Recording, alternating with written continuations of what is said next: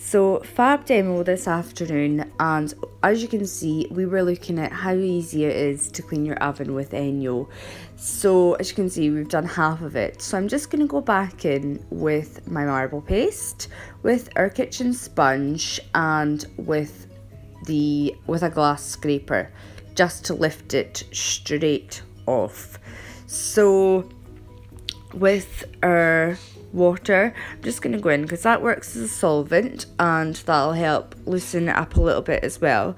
And then with the kitchen sponge, I'm just going to take some of that marble paste and I'm just going to work it in circular motions. So this is one of our little helpers that we have in the natural helpers range that's really good for lots of really stubborn jobs around your home.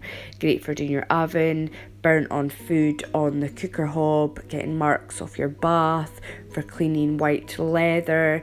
You can polish your teeth, loads of things. It's really good, and that'll just help soften all that burnt on grease, dirt. Oh, you can see it all there. It's a bit manky. And then with the kitchen scraper, so this is just a couple pounds from the local hardware shop, but if your oven's really bad, I really do recommend it, because as that marble paste softens all that up, that will just lift straight off. You'll see it a wee bit better in a second.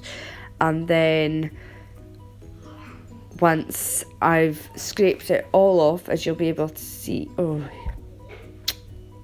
really bad. You'll see here, just lift it off, and then I would use my kitchen glove to lift all that, and then I would just give it a quick